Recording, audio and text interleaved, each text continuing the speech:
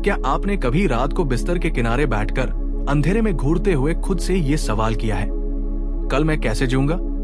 जब सब कुछ अनिश्चित लगता है, जब आपके सवालों का कोई जवाब नहीं मिलता और हर कोई आपसे उम्मीद करता है कि आप सब संभाल लेंगे, उस वक्त दिल बहुत चुपचाप टूटता है। कुछ लोगों के लिए कल सिर्फ कैलेंडर की तारीख नहीं होती, वो कल एक ऐसा बिल होता है जो कैसे चुकाना है समझ नहीं आता। एक ऐसा इंटरव्यू होता है जिसमें डर लगता है कि कहीं सब बिगाड़ न दो। एक ऐसा रिश्ता होता है जो धीरे धीरे टूट रहा है, या फिर एक ऐसा मेडिकल रिपोर्ट जिसका जवाब दिल थाम कर इंतजार कर रहे होते हैं। और ऐसे पलों में डर धीरे से कान में कहता है, तू तैयार नहीं है, तू काफी नहीं है, तू जिस चीज में जा रहा है वो तेरे बस की बात नहीं है। लेकिन मैं आज आपसे बस एक बात कहना चाहता हूं, जिस कल से आप डर रहे हो वहां भगवान पहले ही पहुंच चुके हैं। उन्होंने पहले से आपके कल की जमीन पर अपने कदम रख दिए हैं। वो इंटरव्यू उन्होंने पहले से ही उस इंसान का दिल नरम कर दिया है जो आपको वहां मिलने वाला है। वो मुश्किल बातचीत, उसके लिए उन्होंने पहले ही आपके भीतर वो शब्द रख दिए हैं जो भले अभी आपको न दिखे लेकिन सही वक्त पर बाहर आ जाएंगे। वो मेडिकल रिपोर्ट, चाहे नतीजा कुछ भी हो, उनकी शांति और सुकून पहले से वहां आपकी राह देख रहे हैं। सच्चाई ये है कि आप किसी अनजान अंधेरे में नहीं जा रहे, आप एक ऐसे रास्ते पर चल रहे हैं जहां भगवान पहले से मौजूद है। और अगर कभी ऐसा लगे कि सब तरफ अंधेरा ही अंधेरा है, तो याद रखिए, आप अंधेरे में अकेले नहीं चल रहे, क्योंकि वो खुद उस अंधेरे में रोशनी बनकर आपके साथ है। आपको पूरा रास्ता देखने की जरूरत नहीं, बस अगला कदम उठाने की हिम्मत चाहिए, क्योंकि नक्शा उनके हाथ में है। और सुनिए, अगर आप रास्ते में लड़खड़ाते हैं तो वो आपको ताना नहीं देंगे, वो आपको थाम लेंगे।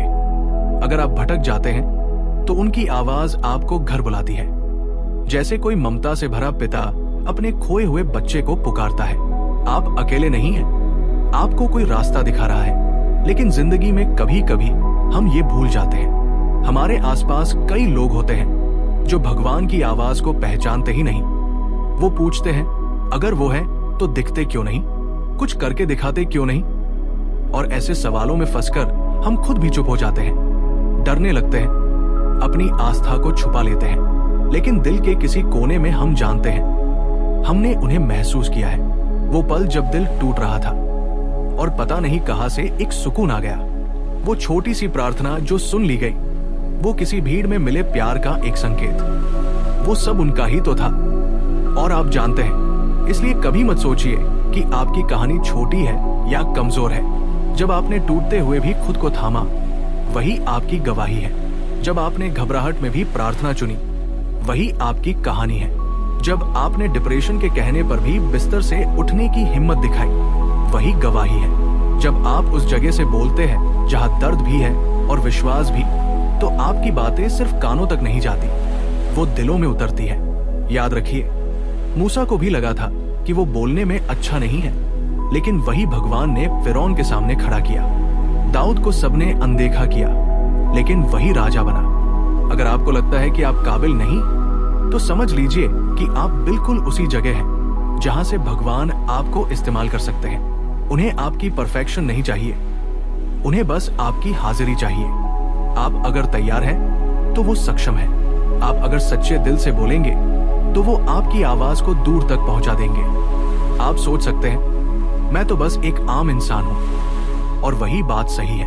भगवान असाधारण काम करने के लिए आम लोगों को चुनते हैं, क्योंकि ये आपकी ताकत की नहीं, उनकी मौजूदगी की बात है।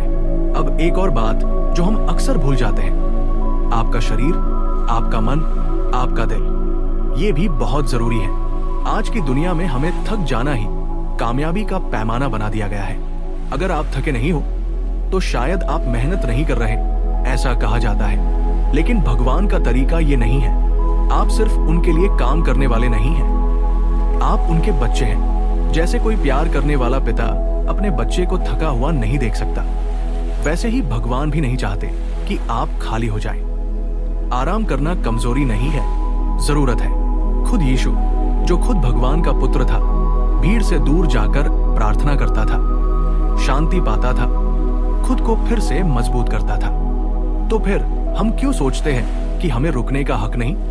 भगवान ने हमारे शरीर को आराम की जरूरत के साथ बनाया है और हमारी आत्मा को शांति की भूख के साथ। और जब आप कहते हैं मुझे थोड़ा रुकना है, तो वो नाराज नहीं होते, वो तो कहते हैं आओ मेरे पास, बोझ नीचे रखो और मुझे तुम्हें फिर से भरने दो, क्योंकि आप खाली होकर दूसरों को नहीं दे सकते। अगर आपकी आत्मा सूखी है तो आप दूसरों को संजीवनी कैसे देंगे? अगर आप थके हुए हैं तो आप अपने जीवन का मकसद कैसे निभाएंगे? इसलिए संतुलन मायने रखता है, नींद मायने रखती है, भावनात्मक सेहत मायने रखती है और सबसे बढ़कर आप मायने रखते हैं। भगवान सिर्फ आपको इस्तेमाल करना नहीं चाहते, वो आपको चंगा भी करना चाहते हैं। तो आज जहां कहीं भी आप हो, अगर आप अनिश्चित भविष्य की तरफ देख रहे हैं, अगर आपको लगता है आपकी कहानी का कोई मतलब नहीं है, या अगर आप बस थके हुए हैं, तो बस एक बात जान लीजिए, भगवान आपको देख रहे हैं।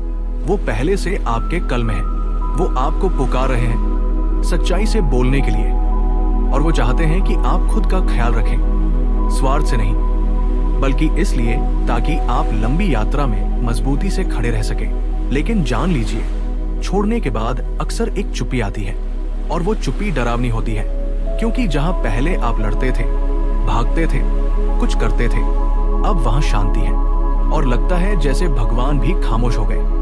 लेकिन सुनिए, उनकी चुप्पी उनकी गैर मौजूदगी नहीं है। कई बार भगवान हमारे भीतर सबसे गहरा काम उसी खामोशी में करते हैं। ऐसे मौसम आएंगे जब आपकी दुआएं ऐसा लगे जैसे किसी दीवार से टकराकर लौट रही है, जब जिनसे उम्मीद थी वही समझ नहीं पाएंगे, जब दिल चीख कर पूछेगा भगवान आप अब भी हैं, और तब शैतान कान में फुसफुसाएगा वो चला गया है, वो नाराज है, अब बहुत देर हो गई।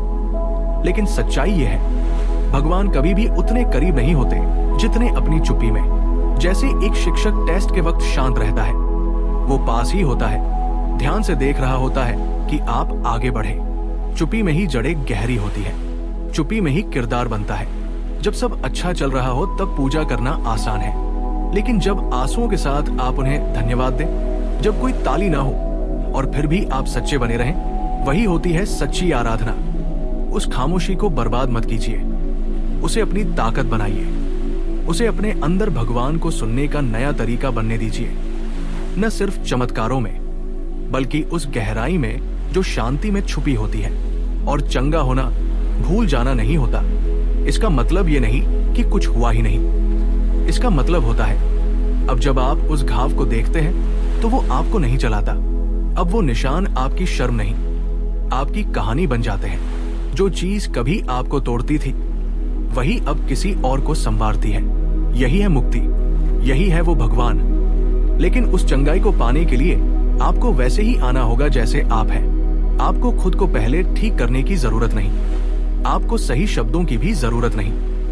बस अपना दर्द ले आइए, अपनी नाराजगी, अपने सवाल। भगवान आपके बिखरेपन से नहीं डरते, वो आपके सवालों से नहीं चौंकते। वो तो आपको उसी रूप में गले लगाते हैं, क्योंकि उनके लिए आप कोई समस्या नहीं है जिसे सुलझाना है।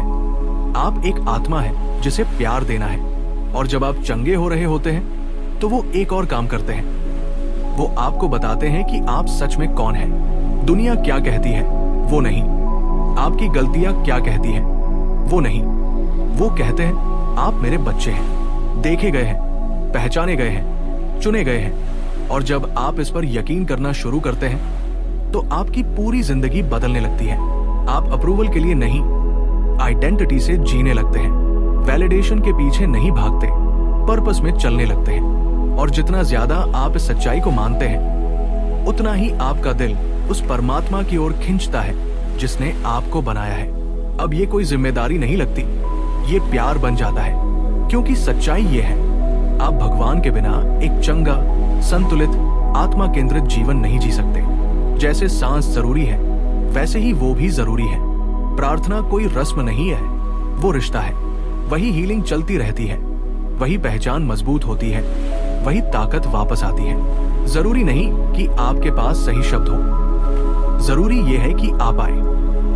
भले बस इतना कहें मैं आ गया हूं। तो अब जब मैं अपनी बात खत्म कर रहा हूं तो बस एक बात दिल से सुन लीजिए, जो आपके हाथ में नहीं है उसे छोड़ दीजिए। जब भगवान चुप है तब भी उन पर भरोसा रखिए।